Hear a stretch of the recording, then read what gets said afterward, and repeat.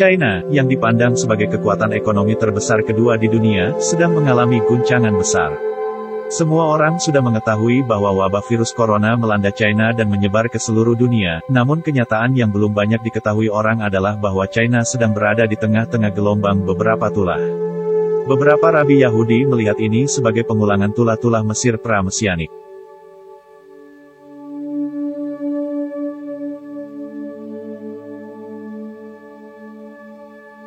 2 minggu lalu, Rabi Yosef Pinto, seorang rabi kabalistik Israel yang saat ini tinggal di Maroko, membuat pernyataan tentang tulah-tulah yang sedang melanda China. Rabi mengutip Nabi Yehezkiel sebagai sumbernya.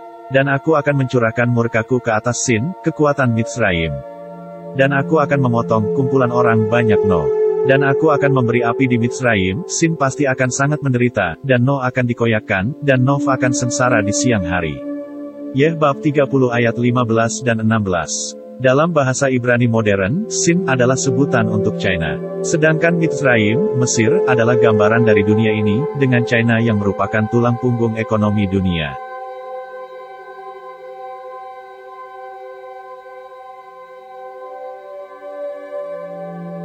Pemerintah China bersikap sangat tertutup tentang banyak detail virus, tetapi yang jelas adalah bahwa virus corona sangat menular. Pada tanggal 31 Desember pemerintah China menangani kasus pertama virus corona yang muncul di Provinsi Wuhan. Kematian pertama dilaporkan hanya 11 hari kemudian. 10 hari kemudian, virus telah menyebar ke negara-negara lain di Asia dan 1 hari setelah itu, kasus pertama dilaporkan di Amerika.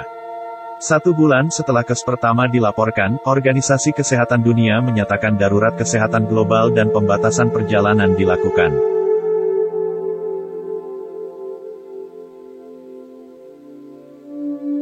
Tulah Alkitab yang pernah membuat Mesir menjadi gundul dan tandus mengancam akan menyerbu China. Afrika Timur telah dilanda oleh gerombolan belalang gurun, menciptakan kelaparan di daerah-daerah yang sudah berada di ambang kematian. Kawanan belalang adalah bencana terbesar yang diderita oleh wilayah ini dalam beberapa dekad. 1 mil persegi gerombolan belalang dapat mencapai sehingga 210 juta belalang, dan dapat melahap makanan setara untuk 90.000 orang dalam sehari. Kawanan besar belalang bergerak sangat cepat, mampu menempuh perjalanan hingga 100 batu sehari jika keadaan angin menyokongnya. Para ilmuwan menyalahkan pola cuaca yang tidak lazim, membawa hujan dan siklon yang menghasilkan siklus pembiakan intensif. Pemerintah China berusaha menyangkal ancaman ini dengan publikasi Akhbar Dunia, sebuah layanan berita pemerintah, melaporkan bahwa kecil kemungkinan wabah belalang berkembang di China.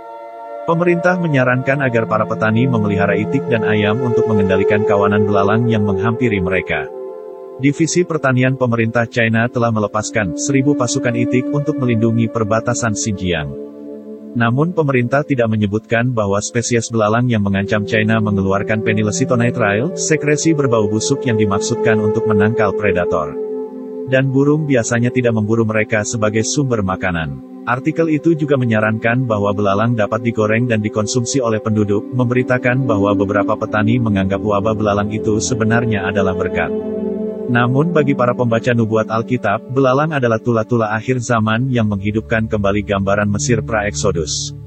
Sisa ulat pengerip, belalang pengeriap memakannya, sisa belalang pengeriap, belalang perayap memakannya, sisa belalang perayap, belalang penggundul memakannya. 1:4.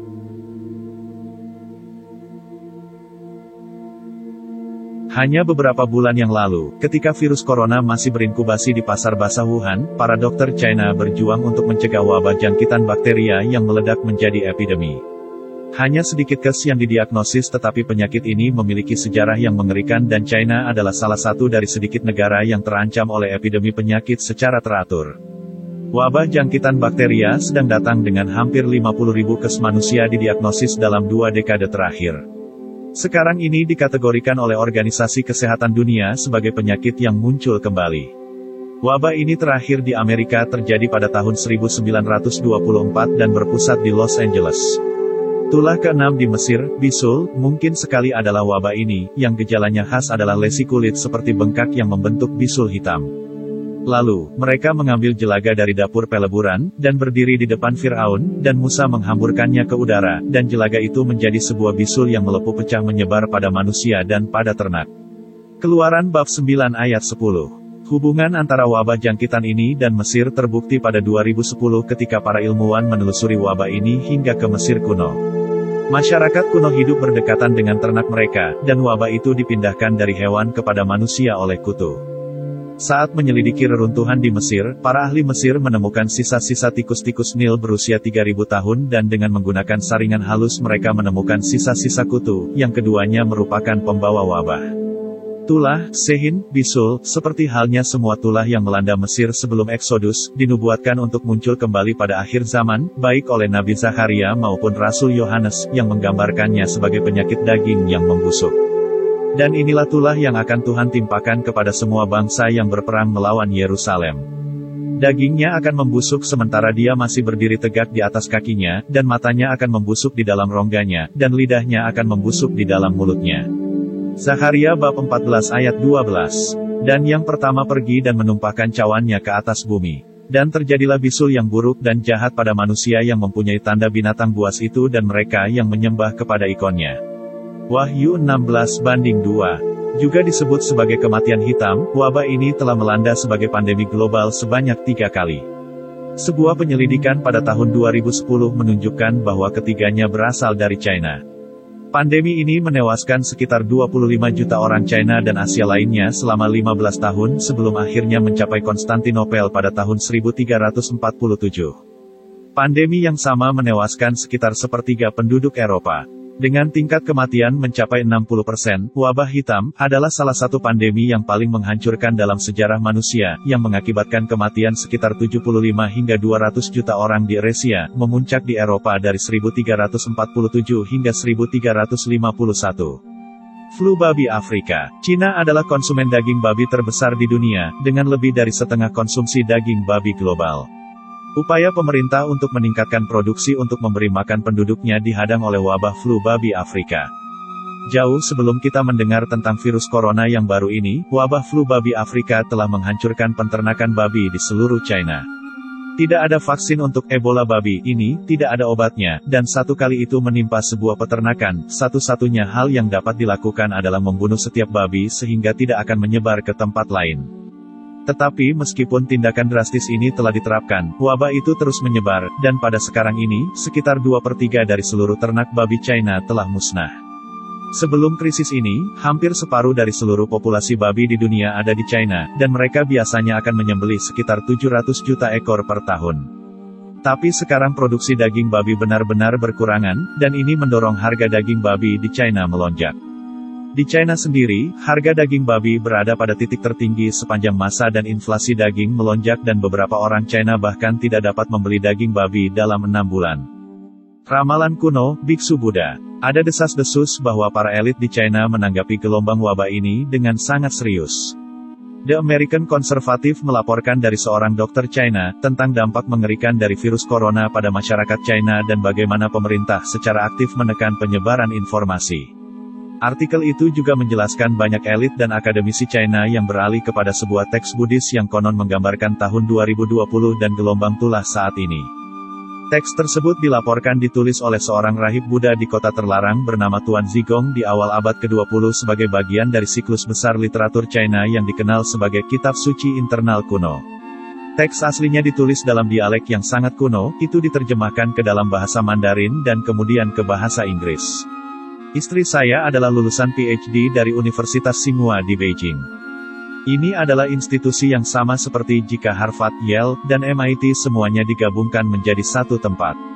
Lulusan di sana sangat diinginkan oleh Partai Komunis, dan sebagian besar dari mereka pergi untuk bekerja di pemerintahan, universitas, dan hukum. Ini adalah versi elit 1% mereka. Istri saya termasuk dalam beberapa grup media sosial dari alumni Tsinghua dan siswa saat ini. Bayangkan keterkejutan saya membaca banyak komentar berulang kali yang menamparkan pemerintah dan para pejabat komunis serta penanganan mereka atas insiden ini. Ini adalah kaum komunis masa depan dan saat ini, dan ini tidak akan terpikirkan beberapa hari yang lalu. Tapi yang menakjubkan datang tadi malam, satu file gambar teks China lainnya dikirim ke semua mahasiswa dan alumni Tsinghua saat ini. Saya menyertakan foto. Istri saya memberitahu saya bahwa ini ditulis oleh seorang biarawan Buddha di kota terlarang bernama Tuan Zhigong yang mungkin ada di awal abad ke-20. Ini adalah duplikat cetak dalam bahasa Mandarin yang lebih modern. Ini adalah bagian dari siklus besar literatur China yang dikenal sebagai kitab suci internal kuno. Ini sulit diterjemahkan ke dalam bahasa modern karena ditulis dalam dialek yang sangat tua. Saya melihatnya mirip dengan kita di tahun 2020 membaca bahasa Inggris tengah Chaucer. Jadi istri saya benar-benar berjuang untuk menerjemahkannya, tetapi secara umum, inilah yang dikatakan. Tahun 2020, seluruh China akan menangis. Pertanda-pertanda akan sangat buruk sehingga bahkan tahun baru Imlek tidak akan dirayakan. Kemudian tulah akan datang. Itu akan datang dengan murka, harimau dan serigala akan bersembunyi di pegunungan. Tulah itu akan meliputi seluruh negeri, dan pada akhirnya akan menyebar ke seluruh dunia. Sangat segera, nasi akan menjadi sangat mahal sehingga tidak ada yang bisa makan. Kemudian sungai-sungai akan menenggelamkan semua kapal. Orang-orang di tahun itu hanya akan dapat menanam padi pada awal musim semi. Tidak akan ada tanaman akhir musim untuk padi, biji-bijian, gandum, dan jelai karena awan besar belalang akan menanduskan seluruh pedesaan. Saya, Tuan Zigong, meyakinkan kalian orang China pada tahun 2020 bahwa belalang akan turun dari langit dan kehancuran akan total. Asap dan api akan memenuhi ladang-ladang, tetapi tidak ada yang bisa menghentikan kawanan. Sesudah belalang menghancurkan negeri dan asap masih mengepul dari tanah, sungai-sungai akan membanjiri pedesaan.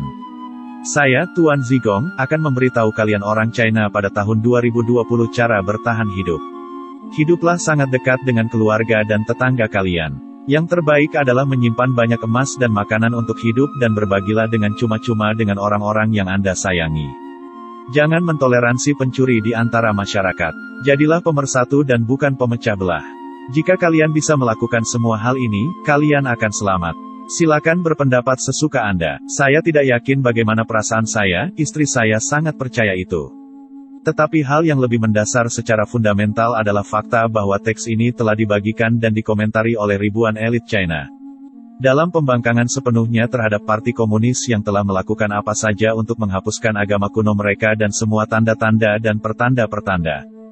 Pembangkangan terjadi dengan nama-nama asli mereka yang melekat pada posting-posting, dan komentar yang tak dapat dipercayai tentang ketidakmampuan pemerintah mereka dalam masalah ini. Satu demi satu sepanjang hari mereka mendatangi media sosialnya. Ini termasuk banyak anggota Tentara Pembebasan Rakyat. Istri saya merasa bahwa perpecahan-perpecahan di parti semakin besar dan lebih besar dan ini jauh lebih besar dari apapun yang terjadi dalam hidupnya. Dan tentang belalang, ini menjadi bagian yang semakin penting dari update berita Mandarin istri saya setiap hari. Awan belalang yang sangat luas berhasil mencapai Xinjiang, Provinsi China Barat terjauh, pekan lalu. Video-videonya luar biasa. Berita-berita Mandarin menunjukkan pemerintah menerjunkan pelontar api raksasa yang menghanguskan tidak hanya belalang tetapi semua tanah di jalur api mereka. Semburan api besar menyembur dari mereka dan mereka benar-benar terlihat seperti sesuatu yang pantas untuk menyertai 4 penunggang kuda seperti dalam kitab Wahyu. Hari ini kami mengetahui bahwa belalang sekarang telah tiba sangat dekat dengan perbatasan barat Provinsi Gansu. Gansu adalah bagian dari tanah air China kuno dan merupakan penghasil besar gandum dan beras. Jika gerombolan ini masuk, itu akan menjadi pukulan besar bagi China dan psikologi mereka. Parti Komunis China sekarang telah memerintahkan bahwa semua ayam hidup di China harus segera dikirim ke perbatasan barat, di mana mereka akan dilepaskan untuk memakan belalang. Bagi setiap orang yang berpikir ini bukan masalah besar, pikirkan tentang keputusan yang diambil. Singkirkan telur dan daging bagi orang-orang yang sudah marah untuk menghentikan belalang. Parti Komunis China pasti memiliki data bahwa kumpulan belalang ini akan menjadi bencana jika tidak dihentikan segera, tidak peduli berapapun biayanya.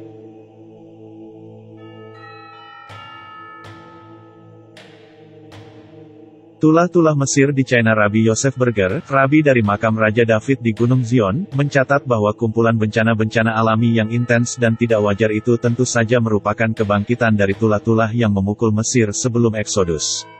Menurut tradisi Yahudi, 10 tulah akan muncul kembali sebelum Mesias. Rabbi Yosef Burger, rabi dari makam Raja David di Gunung Zion, menjelaskan aspek proses mesianik, mengutip Nabi Mika. Seperti pada hari kamu keluar dari tanah Mesir, aku akan memperlihatkan kepadanya hal-hal yang tampak ajaib. Mikbab 7 ayat 15, seluruh mujizat itu akan muncul kembali, seluruh tulah, seluruh kisah, dalam segala penderitaan dan dalam segala kemuliaannya, kata Rabbi Burger. Tetapi sebelum Mesias, lebih banyak tulah yang tidak terlihat di Mesir akan muncul.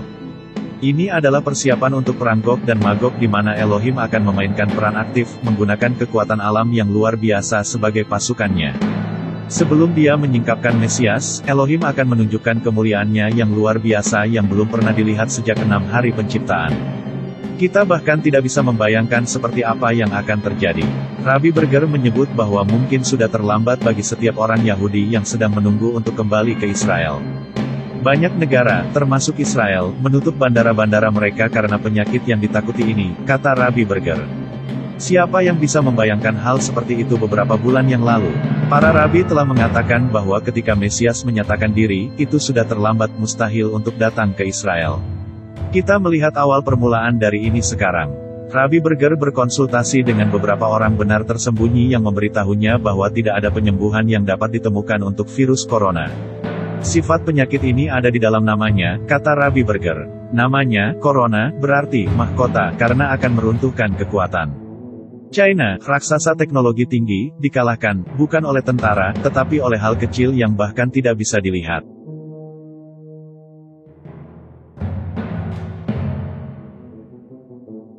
Ancaman resesi global atau penurunan ekonomi. Rabbi Yosef Pinto, seorang rabi kabalistik Israel yang saat ini tinggal di Maroko, membuat pernyataan tentang mimpi yang dia dapatkan pada awal tahun ini, kita harus bersiap. Apa yang sedang terjadi di China sedang berkembang menjadi bencana global dan konsekuensi-konsekuensinya akan mencapai hampir seluruh penjuru dunia. Ini akan segera menjadi jelas bagi semua orang. Saya tidak sedang mencoba menakut-nakuti siapapun. Saya hanya datang untuk mengatakan kebenaran. Sejak wabah itu, puluhan ribu orang telah mati di China, jutaan orang ditahan dalam kuarantin, selama beberapa minggu. Mereka yang tidak mati karena penyakit ini sedang sekarat karena kelaparan. Segera, persediaan makanan akan habis dan pasukan-pasukan keamanan akan menyadari bahwa mereka juga ada di dalam kuarantin dan mereka akan mencoba untuk menyelamatkan diri mereka sendiri. Kita berbicara tentang bencana pada tingkatan yang setara dengan Holocaust. Menurut reporter Epoch Times Jennifer Zheng, ada puluhan ribu orang di rumah sakit di Wuhan, dan krematorium terus-menerus membakar mayat 24 jam sehari. 50-60 ribu orang di rumah sakit di tagar Wuhan, dari 18 kremator di krematorium 3 terbakar karena terlalu dipaksakan untuk digunakan. 15 lainnya beroperasi 24/7. Banyak keluarga mati. Dalam sebuah video yang menyebar di media sosial, seorang wanita Wuhan berkata pasien-pasien kritikal virus corona di kremasi atau ruang pembakaran sementara masih dalam keadaan hidup-hidup. Dia menyaksikan pasien di kamar sebelahnya dimasukkan ke dalam kantung mayat meskipun tangan dan kakinya masih bergerak-gerak, lalu disegel dan dikirim ke krematorium. Sangat segera, orang-orang akan mulai menyadari bahwa begitu banyak informasi yang disembunyikan dari publik tentang bagaimana pemerintah memenjarakan orang-orang di rumah-rumah mereka. Kita sedang memasuki periode paling sulit yang pernah dialami dunia dalam beberapa abad. Ekonomi dunia seimbang oleh China, tetapi China ada di ambang kehancuran total. Semua toko-toko yang menjual produk-produk China akan tutup. Tidak ada lagi China seperti yang kita kenal. Ini sudah terjadi. Produk-produk China yang ada di toko-toko adalah apa yang ada di gudang-gudang sebelum wabah virus. Dan akan ada lebih banyak lagi wabah, lebih banyak epidemi. China akan sepenuhnya dikuarantin, kata Rabbi Pinto. Wabah virus corona di China telah membuat ekonomi China hampir berhenti, dan sebagai akibatnya rantai pasokan penting berada dalam kondisi kacau di seluruh dunia. Dan karena kelihatannya ekonomi China tidak akan bisa kembali normal dalam jangka waktu yang lama, tampaknya perlambatan ekonomi dunia akan segera terjadi. Untuk sementara, sepertinya wabah ini hampir seluruhnya merupakan masalah China, dan kebanyakan orang tidak terlalu khawatir tentang hal itu. Tetapi penyebaran virus yang sangat cepat di Korea Selatan, Italia, dan Iran membuat pasar finansial dan saluran berita utama dunia mulai menyiarkan berita tentang wabah ini dengan tajuk berita yang sangat mengkhawatirkan. Para ahli memberitahu bahwa dunia bisa berada di ambang pandemi global yang mengerikan. Kita berada pada titik balik dalam epidemi COVID-19, kata Lawrence Gostin, seorang profesor hukum kesehatan global di University Georgetown. Kita harus bersiap untuk kemungkinan yang dapat diperkirakan, bahkan kemungkinan, bahwa COVID-19 akan segera menjadi pandemi yang mempengaruhi negara-negara di hampir seluruh benua. Jika epidemi ini berubah menjadi pandemi global, dampaknya terhadap ekonomi global tidak bisa dibayangkan. Usaha-usaha kecil di seluruh China dengan cepat kehabisan uang tunai, dan hanya dalam hitungan minggu, hampir semuanya akan kehabisan uang tunai. Berikut ini kutipan Zero Hedge. Sementara boom BUMN raksasa China kemungkinan akan memiliki cukup likuiditas untuk bertahan selama 2-3 kuartal, sebaliknya bisnis-bisnis kecil negeri itu yang menghadapi pukulan langsung, karena menurut Nikkei, lebih dari 85% bisnis kecil, yang mempekerjakan 80% penduduk China, diperkirakan kehabisan uang tunai dalam waktu 3 bulan, dan sepertiganya diperkirakan kehabisan uang tunai dalam waktu sebulan. Jika ini terjadi, ekonomi China tidak hanya akan runtuh, tetapi sistem keuangan China senilai $40 triliun akan hancur, karena tiba-tiba dibanjiri dengan triliunan kredit yang tidak dapat berfungsi dengan baik. Saat ini, China menyumbang sekitar 20% dari PDB global. Pada titik ini seluruh dunia menjadi sangat tergantung pada ekspor China sehingga segala jenis penghentian yang diperpanjang bagi manufaktur China akan menjadi mimpi buruk bagi rantai pasokan global. Dan seperti yang dikatakan oleh Willy Xi dari Harvard Business School, ada barang-barang yang hanya diproduksi di China akhir-akhir ini, dan bukan hanya barang elektronik dan mainan biasa, produk-produk konsumen, tetapi bahan aktif farmasi yang masuk ke rantai pasokan farmasi di seluruh dunia. Ini bahkan sudah dirasakan oleh seorang dokter di China, mengutip dari The American Conservative. Dan sebagai seorang dokter, contoh pertama dari kekurangan obat sekarang terjadi dengan sungguh-sungguh. Memo dari Komite Apotek Rumah Sakit tiba kemarin. Secara khusus obat-obatan berikut ini, 4 antibiotik seperti gentamicin, tobramicin dan streptomicin, 4 tetes dari ICU dobutamin, dopamine, dan norepinefrin, dan obat pil berikut, diltiazem, verapamil, amlodipine, losartan, valsartan dan irbesartan. Disebutkan pula semua opioid narkotika yang biasa digunakan untuk nyeri, morfin, dilaudid, hidrocodone, dan fentanyl. Memo itu menyatakan bahwa sementara ada stok di rumah sakit untuk semua ini pada saat ini, pemasok perantara telah mengirim peringatan bahwa persediaan menyusut dengan cepat, dan bahwa persediaan lebih lanjut dari produsen tidak akan dapat diandalkan dalam masa mendatang. Karena itu, kami sangat terdorong untuk segera mulai memastikan bahwa setiap resep sudah tepat, dan menggantinya dengan yang lain jika memungkinkan. Apa yang akan terjadi jika kegiatan ekonomi di China tidak kembali normal dalam waktu dekat? Sayangnya, akan ada kelangkaan, dan rantai pasokan global akan menjadi sangat terhambat. Dalam beberapa kasus, putusnya rantai pasokan global akan menyebabkan harga yang lebih tinggi bagi konsumen. Tetapi dalam kes-kes lain akan tiba pada titik ketika produk tertentu tidak akan tersedia sama sekali. Produksi global sedang terpukul dari semua sisi. Akibat perubahan pola cuaca yang benar-benar gila, pasukan belalang menyapu negara-negara di Afrika dan Timur Tengah, dan wabah flu babi Afrika yang belum pernah terjadi sebelumnya di China, lebih sedikit makanan yang diproduksi di seluruh dunia daripada yang diperkirakan sebelumnya. Di Australia, kondisinya sangat panas dan sangat kering, dan itu membantu memicu kebakaran hutan mengerikan yang baru-baru ini.